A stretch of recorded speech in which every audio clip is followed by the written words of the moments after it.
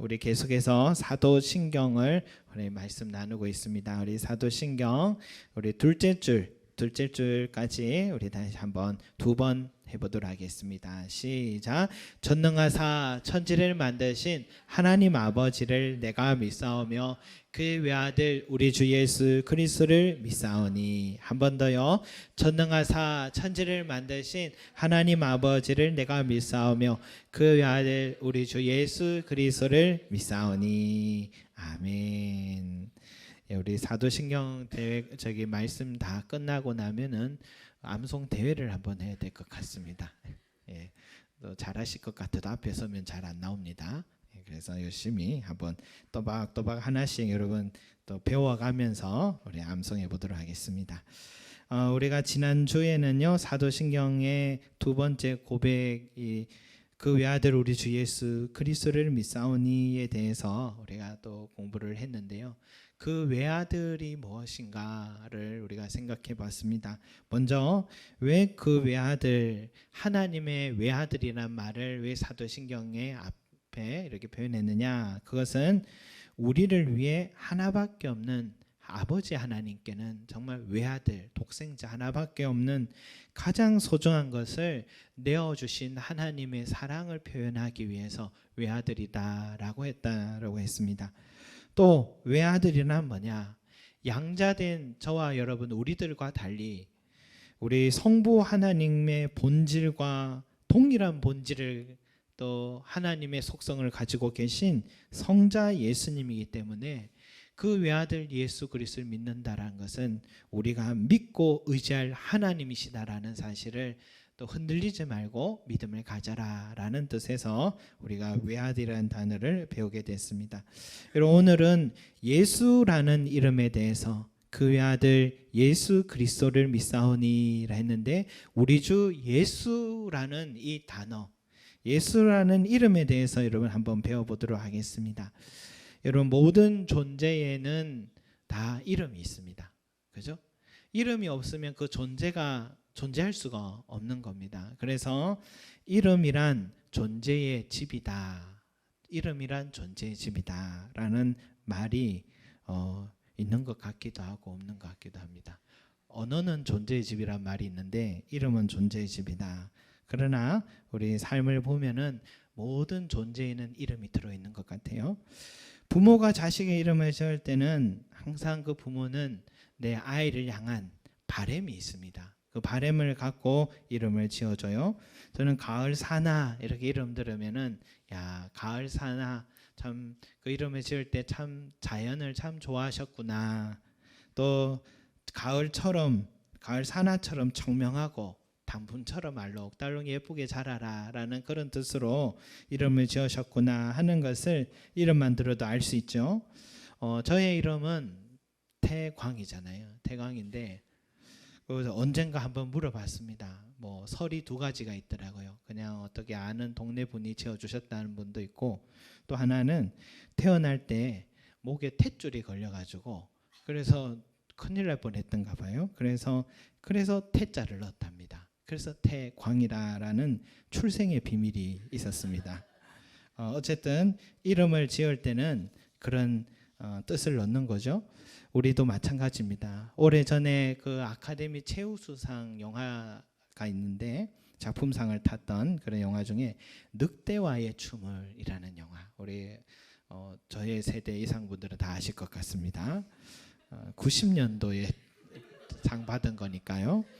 이 전쟁 영웅이었던 그 주인공 존 덤버라는 사람이 그 미국 서부 개척 지역에서 또 근무하기를 원했는데 자기 뜻대로 되지 않고 이렇게 또 나오게 됐습니다. 그래서 어느 날 막사 근처에 갑자기 늑대 한 마리가 갑자기 빙빙 또 돌길래 그 늑대를 만나게 되고 그 늑대와 친해지게 됐답니다. 친해지고 그리고 그 늑대와요 춤도 추게 되고 아주 사이가 좋았습니다. 그 당시에 원주민이었던 인디언 종족과 이렇게 만남을 또 갖게도 됐는데 그런데 그 원주민의 그 추장의 인디언 추장의 딸 이름이 주먹 쥐고 일어서입니다. 예. 딸 이름이 주먹 쥐고 일어서입니다. 그리고 그 인디언들이 이 사람 바로 이 존 돈버 주인공의 이름을 지어줬는데 그게 바로 늑대와의 춤을입니다.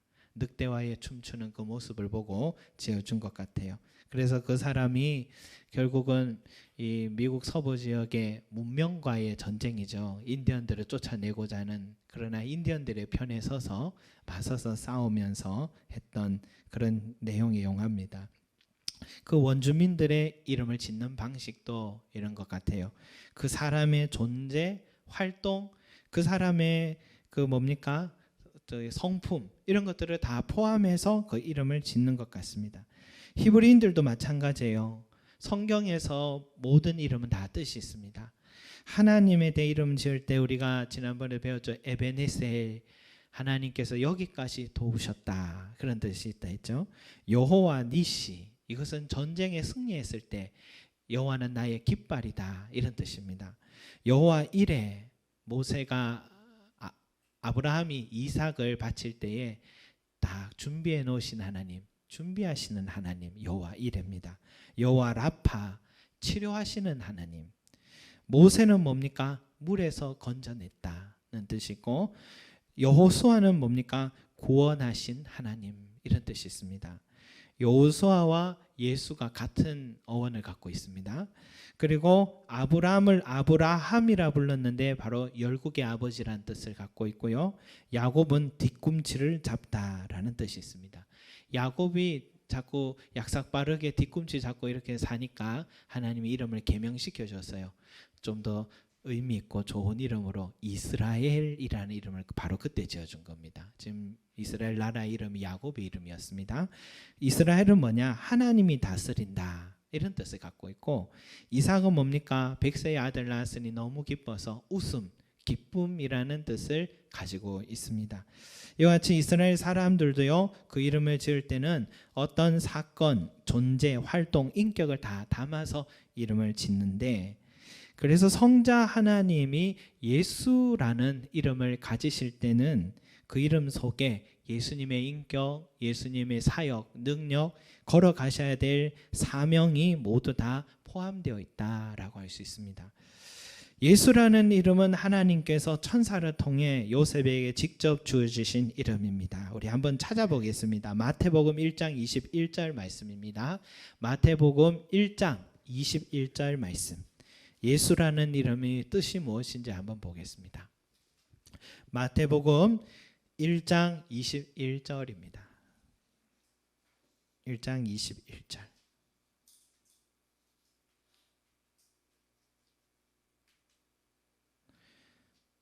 같이 읽겠습니다. 시작. 아들을 낳으리니 이름을 예수라 하라. 이는 그가 자기 백성을 그들의 죄에서 구원할 자이심이라 하니라. 아멘. 여러분, 예수의 이름의 뜻이 뭐라고요?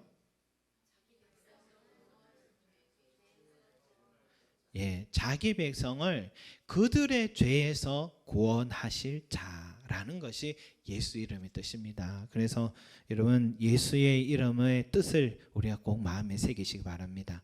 예수의 이름 속에 가장 중요한 뜻이 들어있다라는 것입니다. 그래서 여러분, 우리가 예수님이 왜 이런 뜻을 갖고 태어났느냐, 이런 뜻의 이름을 가지고 예수라는 이름을 갖고 태어났느냐 이해하려면은 다시 과거로 돌아가 봐야 됩니다. 과거의 인간은 하나님의 명령을, 동산 중앙에 있는 선악과를 절대로 따먹지 마라, 다 가져도 좋지만 이것만은 먹지 마라 했던 그 하나님의 명령, 그걸 따먹는 즉시 너희는 정령 죽으리라 하셨던 명령을 불순종한 겁니다. 여러분, 죄는 불순종인 것입니다. 죄는 불순종에서 시작되고 그로 인해서 타락하게 되고 에덴 동산에서 쫓겨나게 됩니다. 그래서 이제 이 죄의 문제로 인해서 인간은 하나님 앞으로 나갈 수가 없고, 그리고 하나님의 형상으로 지음받은 우리 하나님 형상이 또 일그러지게 되었습니다, 여러분. 그래서요, 이제 더 이상 하나님과의 관계를 맺을 수 없고, 이것이 바로 정령 죽으리라라는 것입니다. 이게 사망인 겁니다. 우리 육체가 사망하듯이 우리 영혼도 이제는 하나님 앞에 나갈 수 없는 사망의 존재가 된 것입니다. 여러분, 이 죄의 문제를 해결할 수 있는 유일한 존재는 딱 한 분, 예수밖에 없습니다. 왜? 그가 자기 백성을 그들의 죄에서 구원할 자라는 그 이름이 말해주기 때문입니다. 다시 말해서 예수를 믿지 않고서는요, 우리 죄를 해결해 줄 그 어떤 길도 없고 어떤 방법도 어떤 신도 없습니다. 어떤 종교도 없다는 것을 말해주는 것입니다. 예수님만이 나의 죄의 문제를 해결해 줄 수가 있고 나를 구원해 줄 수가 있고 영원한 생명을 나에게 주실 수 있는 것입니다. 믿으시기 바랍니다. 예, 믿으시기 바랍니다. 그래서 우리는요, 예수 더하기 율법 이런 갈라디안주의를 우리는 허락할 수가 없습니다. 예수 더하기 선행이라는 이 공로주의, 가톨릭에서 이 공로주의를 우리가 또 인정할 수가 없습니다. 또 고행 더하기 자기 비움이라는 이 불교의 사상을 받아들일 수가 없습니다. 구약의 율법을 지켜야 한다는 저 이슬람, 여호와 증인, 하나님의 교회, 이것을 멀리할 수밖에 없는 것입니다. 베드로가 우리에게 이렇게 외칩니다. 다른 이로서는 구원을 받을 수 없나니 천하 사람 중에 구원을 받을 만한 다른 이름을 우리에게 주신 일이 없음이라 하였음이라. 천하 사람 중에 구원받을 다른 이름을 우리에게 주신 것이 없다고 했습니다. 그리고 바울은 두려워 떠는 간수장에게 주 예수를 믿으라. 그리하면 너와 내 집이 구원을 얻으리라. 분명히 말씀하셨습니다. 여러분, 우리나라는 종교 간에 서로 존중해 주는 분위기가 있습니다. 그래서 참 다행이라 생각됩니다. 가톨릭의 사제들과 불교의 스님들이요, 서로 또 시간을 맞춰서 친선 족구 대회도 하고 또 서로 성탄절에는 절에서 성탄 축하의 메시지도 보내주고 또 부처님 오신 날에는 가톨릭에서 축하의 메시지를 부처님 오심을 축하한다고 서로 이렇게 화목하게 지냅니다. 1919년 3월 1일 독립선언문을 작성한 그 33인의 애국자들은 참 종교가 다양했습니다. 기독교가 16명, 천도교가 15명, 불교가 2명, 다양한 종교가 함께 모여서 이렇게 나라를 위해서 뜻을 모아서 선한 일을 하는 것을 보면 종교 간에 화목하다는 것이 필요하다는 것을 우리가 볼 수 있습니다. 또 과거 200년 동안 이슬람과 기독교가 8차에 걸쳐서 십자가 전쟁을 했지 않습니까? 예루살렘 성지를 이슬람에서 허락할 수 없다, 순례를 할 수 없다고 해서 기독교가 성지 탈환을 하겠다 해서 200년 동안 전쟁을 한 슬픈 역사가 있습니다. 얼마나 많은 사람들이 하나님의 이름으로 달려가서 피를 흘렸는지 모릅니다. 지금도 아일랜드와 같은 경우는 구교, 가톨릭이죠. 신교, 우리 개신교와 아직도 이 전쟁 중입니다. 그래서 어떤 사람은 자기 동생이 그 종교 전쟁에서 이렇게 죽은 슬픔 때문에 더 이상은 이런 갈등과 반목을 하지 말자고 쓴 찬양이 바로 이거예요. 예수 우리 왕이여 이곳에 오셔서 보좌로 주여 임하사 찬양을 받아주셔서 주님을 찬양하오니 주님을 경배하오니 왕이신 예수여 오셔서 좌정하사 다스리소서. 이것이 바로 종교 간의 비극으로 인하여서 일치의 운동을 하기 위해서 이런 노래를 짓고 전 세계를 다니면서 화합을 위해서 운동한다 합니다. 여러분, 이렇게 우리 모두가 화목할 필요가 있습니다. 서로 간에 존중할 필요가 있까요?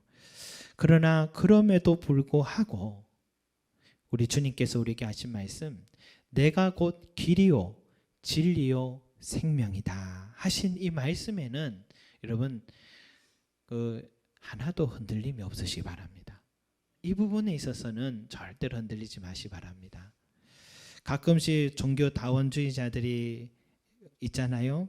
종교 간에 너무 화합하려고 하다 보니까 성경이 말하는 이 진리를 던져버리고 화합에만 목적을 둔 그런 자세들이 있는데 그것은 우리가 경계를 해야 되는 것입니다. 즉 예수 밖에도 구원이 있다고 말하는 신학자들이 있는데 바로 이들을 자유주의 신학자라 합니다. 이들은 예수의 죽으심과 부활을 인정하지 않습니다. 역사 속에 예수가 존재했다는 것을 인정하지 않습니다.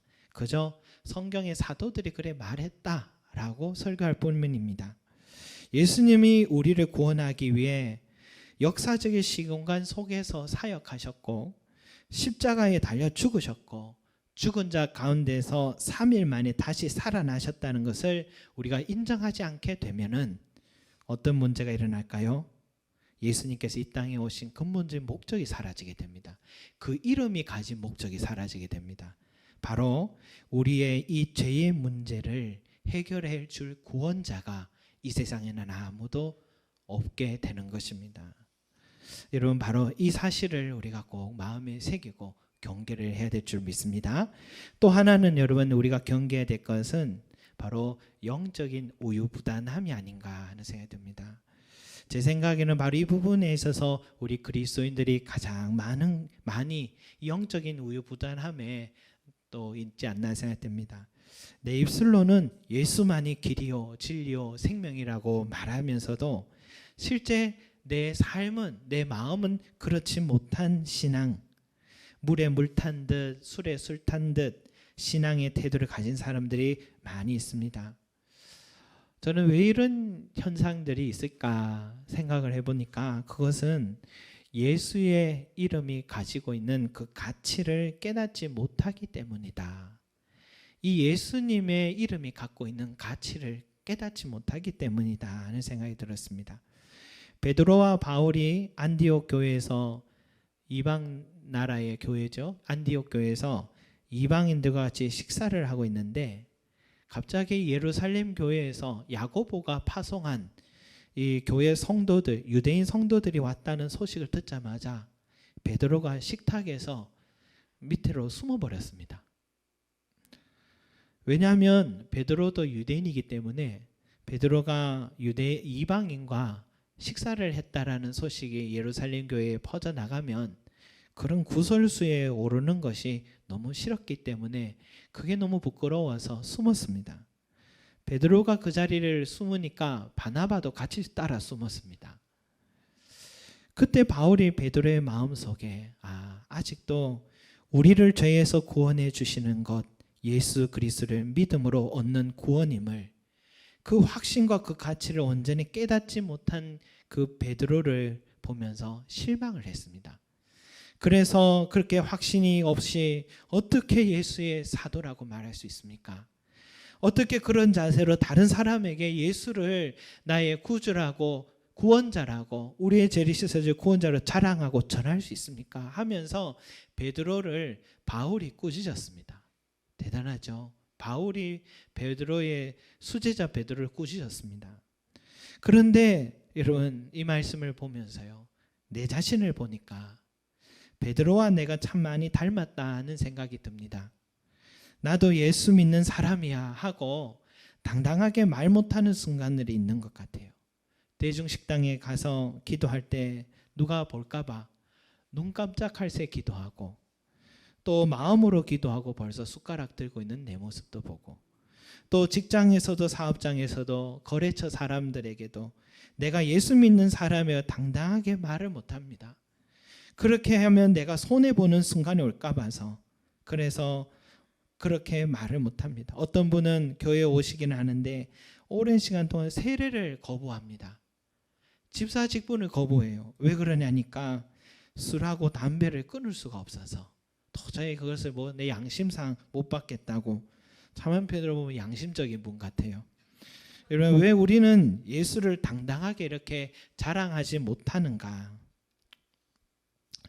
요즘은 커피 한 잔이 밥값하고 비슷하다 하잖아요. 그 브랜드 이름 때문에 그 값을 내고 마셔도 아깝지가 않습니다. 저는 커피 맛을 잘 몰라서 5,000원짜리나 2,000원짜리나 왜 이렇게 비슷하게 다가오는지 모르겠습니다. 제일 맛있는 커피는 우리 교회에서 갈아 먹는 커피입니다. 그런데도 여러분, 그 비싼 브랜드 그 커피 컵을 들고서 자랑하면서 다니는 그 이유가 뭘까요? 그것은 나는 바로 이런 커피를 마시는 사람이야. 또 이런 맛을 내가 좀 알지 하는 이런 자부심이 마음에 있으니까 더 당당하게 마시는 것 같습니다. 여러분 그 가치와 자부심이 있으면요 감추지 못합니다. 드러내고 자랑하기 시작합니다. 그 가치와 자부심을 갖지 못하면은 쭈뼛쭈뼛하면서 당당하지 못하는 것 같습니다. 나에게 베드로와 바나바와 같이 여전히 예수를 믿는 사람으로 말했다가 내가 받을 사회적 제약 때문에 입을 다물고 있다면 나는 아직도 예수의 그 이름이 나에게 주는 가치를 아직도 깨닫지 못하고 있다는 반증이 되겠습니다. 저는 이 부분에 있어서 좀 영적인 눈을 뜰 수 있기를 기도합니다. 예수 그 이름의 가치를 깨달을 수 있는 영의 눈을 뜨게 해 주시옵소서. 저는 이 커피 맛을 아는 사람들 보면 참 신기하고 또 제가 먹으면 쓴데 맛있다고 하는 거 보면서 또 저 가방을 보면은 명품인지 짝퉁인지 저는 구분이 안 가지만 전문가들은 한눈에 안다고 하더라고요. 그래도 우리도 알 수 있는 길이 있답니다. 비가 오면 알 수 있다 하잖아요. 비 오면은 명품 가방 든 사람은 이렇게 숨기고 가는데 짝퉁 든 사람은 머리에 이고 간다고 그러잖아요, 여러분. 뭐 우리도 이렇게 알 수 있지만 전문가들은 그러지 않아도 한눈에 볼 수 있다 하잖아요. 이처럼 맛과 가치를 아는 것은 타고난 것 같습니다. 저도 솔직히 고백하고 싶은 것은 이 구원의 감격을 갖고 있는, 그래서 앉으나 서나 예수님만 자랑하고 전하는 사람들을 보면요, 나에게는 왜 저런 믿음과 저런 확신이 부족할까 하는 베드로의 모습이 내 모습 같아서 안타까운 모습, 내 모습을 많이 보게 됩니다. 저와 여러분, 우리에게도 바울과 같이 우리 주 예수 그리스도의 십자가 외에는 결코 자랑할 것이 없습니다. 이 고백이 제 고백이 되기 바랍니다. 나는 예수 그리스도와 그가 십자가에 못 박히신 것 외에는 아무것도 알지 아니하기로 작정하였습니다. 이 고백이 저와 여러분의 고백이 되기 바랍니다. 내 주 예수 그리스도를 아는 지식이 가장 고상합니다 하는 이 빌립보 교회를 향한 바울의 고백이 저와 여러분의 고백이 되기를 소망합니다. 여러분, 그러나 바울이 정말 자랑할 게 없어서 그 십자가를 자랑하겠다, 예수만 아는 지식이 가장 고상하다고 말했겠습니까? 그 사람은 지식이 없지도 않고 자랑할 게 없는 게 아닙니다. 그 사람은 태어날 때부터 금수저였습니다. 로마 시민권을 가져서 전 세계 어디를 가도 풀입했습니다. 인권이 보호를 받는 유일한 사람입니다. 유대인 중에서도 바리새인입니다. 상류층이죠. 국회의원 자격을 갖고 있습니다. 대제사장 인정받았으니 초고속 승진할 사람입니다. 그가 이스라엘 최고의 학과 가말리엘 문화에서 공부한 수재였으니 오늘날로 말하면 스카이 대학 나온 사람이었습니다. 이렇게 자랑할 게 많은 사람입니다. 그의 지난날 업적은 어떻습니까? 그가 세운 교회는 얼마나 많고 그가 세운 그리스도인은 얼마나 많습니까? 그런데도 그것들보다도 예수 그 이름, 예수님의 그 십자가를 아는 지식이 내게 가장 소중하다. 다른 모든 것들을 다 배설물로 여긴다라고 말을 했던 것입니다. 여러분, 이것이 일반적인 사람의 태도는 아닌 것 같아요. 그러나 그가 만약 정상이라면 그는 우리들이 보지 못한 예수님의 가치를 마음의 눈으로 깨달은 사람임에 틀림없습니다. 나의 죄를 씻어주시고 구원해 주신 예수 그분의 가치가 얼마나 소중한지를 그는 깨달았고, 저와 여러분도 그런 깨달음의 은혜가 있기를 기도하며 소망합니다. 미국의 학자금 대출이 또 학생들의 인생에 아주 큰 짐이고 부담이라 합니다. 대학 등록금이 너무 비싸서 학생들이 학자금 대출을 받고 공부를 마치고 나는데 졸업한 후에도 10년, 20년 결혼 생활하고 직장 생활해도 그걸 다 갚을 수가 없어서 그렇게 인생의 큰 짐으로, 부담으로 살아가는 게 미국의 대학생들이라고 합니다. 최근에 아이비리그 대학도 다 부자들이 많이 다니는 대학인 줄 알았더니 누군가 무료 급식을 제공하는 그런 봉사를 시작했는데 정말 많은 학생들이 의외로 그곳에 찾아와서 먹거리를 해결해야 되는 그런 형편이 미국의 대학 학생들이라 합니다. 그런데 최근에 한 대학에 어느 졸업 축사를 하는 자선 사업가가 자신의 인생을 돌아보며 축사를 하다가 갑자기 이런 말을 합니다. 졸업생 여러분들의 학자금 융자를 제가 대신 갚아주겠습니다. 그 말을 뒤에 있던 다른 학교장과 또 교수들과 밑에 있는 학생들이 잘못 들은 줄 알았답니다. 그런데 그 말을 뒤에 확인을 하게 되는데 그때 정말 그 대학 졸업생 모두의 학자금 융자액이 그날 그 해의 졸업생이 융자액이 478억이었답니다. 그것을 그 억만장자가 실제로 다 갚아 주었다 합니다. 그때 영상을 보니까요, 학생들이 서로의 얼굴을 보면서 믿기지가 않아가지고 환호를 하고 너무 기뻐합니다. 그리고 졸업생들이 연단에 올라와서 졸업장을 받고 가운을 받고 하면서 그 연설자와 악수를 하는데 한 학생이 믿기지가 않아서 그 연설자에게 다시 한번 직접 물어봤답니다. 그러니까 그 연설자가 이렇게 말합니다.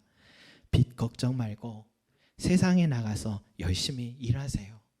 빚 걱정하지 말고 세상에 나가서 열심히 일하세요 하면서 그렇게 위로를 해줬던 일화도 있습니다. 여러분 부럽지 않습니까? 누가 내 빚을 이렇게 다 갚아주겠다 그러면은 얼마나 감격하고 놀랍고 찬송이 나오지 않겠습니까, 여러분? 바울은 예수 그 이름이 우리에게 준 그 가치는 그 이상이라고 말합니다. 예수께서 나를 위해 죄의 값을 다 치러주셨기에 나에게는 영원한 생명을 얻었다는 것, 이것보다 더 큰 선물이 어디 있고 이것보다 더 큰 찬송할 이유가 어디 있느냐. 나는 이 세상에서 자랑할 것 많지만 그 모든 것들은 예수를 아는 지식에 비하면 아무것도 아니고 나는 그런 것들을 배설물로 여기고 예수님과 그가 지신 십자가만 나는 자랑할 것입니다. 그는 온 삶을 다해서 이 기쁜 소식만을 자랑하고 외쳤던 인생이었습니다. 사랑하는 성도 여러분, 물론 우리는 어리석어서 뭐든지 닥쳐야지 그 가치를 깨닫는 경향이 있는 것 같습니다. 그러나 우리가 조금이라도 주변을 살펴보면, 내 삶을 살펴보면, 또 이 세상도 또 내 몸을 살펴보면 우리 육체는 자꾸만 쇠약해져 가고 있고 반드시 이 삶의 육신의 삶은 또 끝이 있다라는 것을 우리는 조금만 살펴보면 알 수 있습니다. 오늘은 또 한편으로 또 저에게 또 생일날이기도 한데 어제는 형에게 전화가 왔습니다. 재활병원에 계신 어머니께서 이제 요양병원으로 가셔야 할 것 같다라고 합니다. 더 이상의 재활은 어려울 것 같다는 이야기 들으니까 마음이 슬프더라고요. 늘 건강하시고 우리가 찾아가면 맞아주셨던, 지금도 그 어머니 집에 들어갈 그런 자신이 없는 것 같습니다. 그런데 이렇게 예고도 없이 찾아온 이 소식을 보면서 참 이것이 우리 인생이다 하는 생각이 그렇게 들고, 어머니뿐만 아니라 언젠가는 우리 자신도 이렇게 준비해야 된다는 것, 거부할 수 없는 사실이구나 하는 것을 깨닫게 됩니다. 여러분, 정말 지혜로운 사람은 누구냐? 모세가 이렇게 말했습니다. 우리에게 우리날 계수함을 가르치사 지혜로운 마음을 얻게 하소서. 무슨 말입니까? 내 삶이 그래 길지 않다는 것을 깨닫는 것이 지혜다라는 것입니다. 하나님은 이사야에게 온 백성들에게 외치라고 말합니다. 무엇이라고 외치라고 하냐 하니까 푸른 마르고 꽃이 시듬은 여호와의 기운이 그 위에 불미라. 이 백성은 실로 풀이로다. 하나님은 우리에게 이걸 외쳐라고 했습니다. 우리 인생은 아침이면 피고 저녁이면 지는 풀과 같이 허무하고 짧은 시간이다라는 것을 가르쳐줘라 라고 말씀했습니다. 여러분, 그것을 깨닫는 자만이, 바로 죽음을 인식하는 사람만이 죽음 이후의 삶을 대해서 소망하게 되고 바라게 되는 것입니다. 죽음 이후에 내 삶은 어떻게 될 것인가? 어쩌면 이 막막한 질문 앞에서, 그러나 오늘 이 말씀 속에서, 이 예수의 이름 속에서 우리는 유일하게 대답을 얻을 수 있는 것입니다. 우리를 그 죄에서 구원하여 주실 예수 그리스도, 바로 그분을 내 마음에 모심으로 우리는 영원한 삶을 얻을 수 있다는 것, 여러분 이것이 우리에게 주신 큰 축복인 줄 믿습니다. 여러분 입학한 학생은 반드시 졸업할 날이 있듯이 이 땅에 태어난 우리들도 언젠가는 이 세상을 떠날 때가 있다는 사실을 우리가 깨닫기를 소망합니다. 그래서 우리를 사랑하시고 우리를 위해 자기 몸을 다 내어놓으시고 이 죄와 사망의 문제를 해결해 주신 예수, 그 이름을, 그 가치를 깨닫는 그런 눈을 뜰 수 있는 저와 여러분이 되시 바랍니다. 그래서 우리도 바울과 같이 우리 입술로, 그리고 우리 온 삶으로, 그리고 항상 감사하고 또 찬송하며 우리 삶을 우리 주님께 올려드리는 저와 여러분이 되시기를 소망합니다. 기도드리겠습니다. 사랑과 은혜가 많으신 우리 아버지 하나님, 우리에게 우리 날 계수함을 가르쳐 주시옵소서. 우리 삶이 풀의 꽃과 같이 아침이면 피고 저녁이면 시드는 결코 길지 않고 또 한편으로 허무한 것임도 깨닫게 하여 주시옵소서. 그래서 우리의 시선이 이 땅이 아니라 영원한 나라 천국을 바라보게 하여 주시고 그 나라를 위하여서 내가 어떻게 살 것인가를 다시 한번 진지한 고민과 생각을 하는 자들 되게 하여 주시옵소서. 그리고 그 막막한 인생의 질문을 이 성경 속에서 발견하게 하여 주시고 예수 그리스도로 말미암아서 우리의 삶이 영원한 삶을 얻을 수 있는, 구원의 길을 얻을 수 있는, 죄의 문제를 씻을 수 있는 길이 있다는 것을 깨달는 우리들이 되게 하여 주시옵소서. 그리고 날마다 감사하게 하여 주십시오. 그 선물이 얼마나 큰지, 이 세상에 그 어떤 내 가진 것들을 다 내려놓는다 할지라도, 배설물로 여긴다 할지라도 우리 예수를 아는 지식이 가장 고상하며 십자가의 사랑을 아는 것이 가장 큰 지식임을 우리가 아는 자들 되게 하여 주셔서 그 감격과 환호와 찬송으로 우리의 삶을 주님께 영광 돌리는 자들 되기를 소망합니다. 감사드리며 예수 그리스도 이름으로 기도드립니다. 아멘.